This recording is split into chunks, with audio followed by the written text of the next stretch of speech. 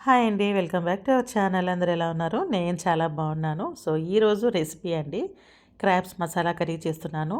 So, చాలామందికి crabs అంటే ఇష్టం కదా! బట్ తినడం అంటే కష్టం ఇది. చాలా టైం తీసుకుంటుంది. బట్ కుకింగ్ మాత్రం చాలా ఈజీగా అయిపోతుందండి రెసిపీ. సో, స్టార్ట్ చేసేద్దాము. దీనికోసం ఫస్ట్ నేను క్రాబ్స్ హాఫ్ కేజీ తీసుకున్నానండి. నాకు 3 క్రాబ్స్ వచ్చాయి. సో, కటింగ్ చేయించుకొని నీట్‌గా క్లీన్ చేసుకున్న తర్వాత వాటికి ఉప్పు, కారం పెట్టుకొని జస్ట్ ఒక హాఫ్ అన్ అవర్ పక్కన పెట్టేసుకున్నాను. ఇప్పుడు ఆయిల్ వేసుకొని ప్యాన్‌లోని ఈ ఉప్పు, కారం పెట్టిన క్రాబ్స్ అన్నీ కూడా వేసేసి ఒక్కసారి ఫ్రై చేద్దాము. అవి కలర్ అనేది కొంచెం చేంజ్ అవుతుంది. సో, ఇలా కలర్ చేంజ్ అయిన తర్వాత అవి మనం సపరేట్‌గా బయటికి తీసేసుకొని అదే ఆయిల్‌లో ఆనియన్, పచ్చిమిర్చి, కొంచెం కరివేపాకు వేసుకొని వేయించుకోవాలి. ఆనియన్ బాగా వేగిన తర్వాత జింజర్ గార్లిక్ పేస్ట్ వేసేసుకున్నాను. అందులోనే కొంచెం ఒక హాఫ్ టమాటో వేసుకున్నానండి. సో, ఇది నేను పులుసు కాదు, ఫ్రై కాదు, మీడియంగా చేస్తున్నాను. సెమీ గ్రేవీ లాగా ఉంటుందన్నమాట. సో, ఆనియన్స్ కూడా బాగా మగ్గాయి కదా! ఇప్పుడు మనం దీంట్లో కావాల్సిన స్పైసెస్ అన్నీ యాడ్ చేసేసుకుందాము. మీ టేస్ట్‌కి సరిపడినట్టుగా కారం అనేది యాడ్ చేసుకోండి. నేను లాస్ట్‌లో పులుపు కూడా వేస్తున్నాను దీనికి. చింతపండు పులుపు. సో, దానికి తగ్గట్టుగా నేను ఇక్కడ కారం వేసుకున్నాను. ధనియాల పొడి, అలాగే కొంచెం గరం మసాలా, సాల్ట్ యాడ్ చేసుకున్నానండి. సాల్ట్, గరం మసాలా వేసినప్పుడు క్లిప్ అయితే మిస్ అయింది.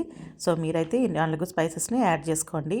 నేను వేసిన చిల్లీ పౌడర్ వచ్చేసి మసాలా వంటకారం అండి. సో, ఇది పసుపు ఎక్స్ట్రాగా యాడ్ చేయనవసరం లేదు. సో, వేసేసుకొని ఉల్లిపాయలన్నీ కూడా ఆయిల్ బయటకు తేలేలాగా బాగా మగ్గిన తర్వాత మసాలా అంతా బాగా మిక్స్ అయ్యాక క్రాబ్స్ అన్నీ వేసేసుకొని క్రాబ్స్కి కూడా మసాలా బాగా పట్టేటట్టు బాగా ఫ్రై చేసుకోవాలి. సో, కాసేపు మూత పెట్టుకున్నట్టయితే ఇంకొంచెం వాటర్ కూడా బయటకు వస్తుంది క్రాబ్స్ నుంచి మనకి. సో, ఇలా బాగా దగ్గర పడిన తర్వాత ఇంకొంచెం వాటర్ పోసి కాసేపు మగ్గించుకుందాము.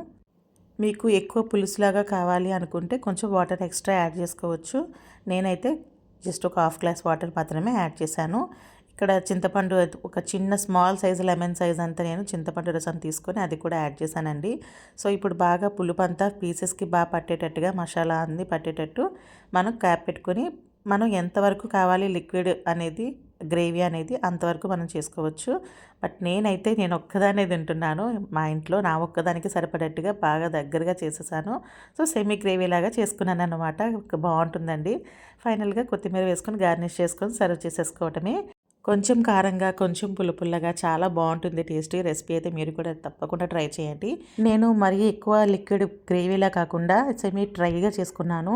సో, ఇది చూడడానికి ఫ్రైలా ఉంది, గ్రేవీ తక్కువ ఉంది అనుకుంటారు. బట్ ఇది చాలా ఎక్కువ రైస్కి కలుస్తుందండి. చాలా బాగుంటుంది. చూసారు కదా క్రాబ్ మసాలా ఎంత సింపుల్గా చేసేసుకోవచ్చో. మీకు ఈ రెసిపీ నచ్చినట్లయితే ప్లీజ్ లైక్, షేర్, సబ్స్క్రైబ్ చేసుకోండి. Thanks for watching this video. మరొక మంచి వీడియోతో మళ్ళీ కలుద్దాం. Bye bye.